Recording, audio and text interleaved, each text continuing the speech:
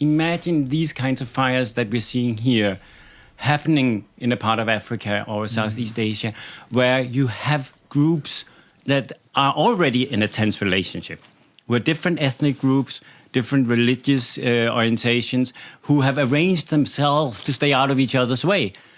And then you get events like this, suddenly they're not out of each other's way, they'll be crossing paths. And then you get military conflicts by the push. The reason I wanted you on tonight is because you make this overwhelming, overarching point that the political response to climate change is probably too late, and it's therefore going to be essentially anti-democratic. The problem is that we are running out of time. And we often hear these arguments about now you have 12 years left and now we have this or that. And then the skeptics will say, oh, you also said that 12 years ago and we're still here and so on. That's, of course, because it's not like there's one day and suddenly it will be over.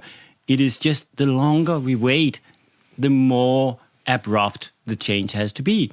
So a transformation of our economy and our energy systems that might have been less painful if we had started 20 years ago or 30 years ago, if we have to do that in a very short time, it becomes extremely painful. And then comes the question, can you carry through such painful transformations through the normal democratic system? Yeah, and of course, my message is not to say that we should therefore go out and tear down democracy.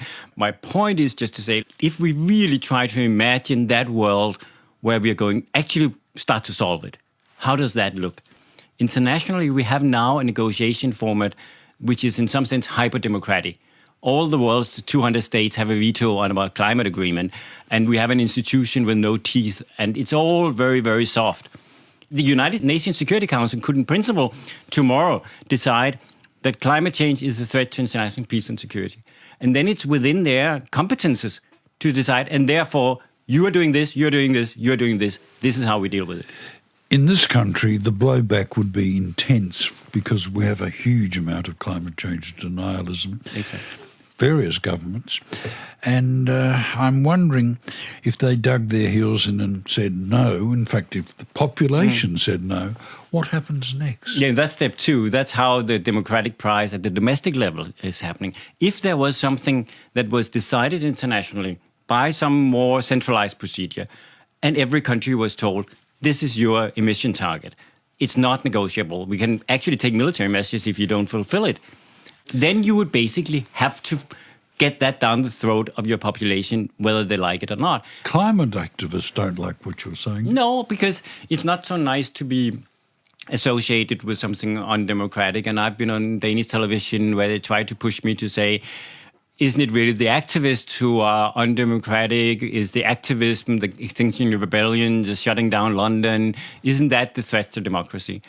And we're going to hear that more and more in the future, because we will probably see more and more radical action as the situation gets more and more urgent.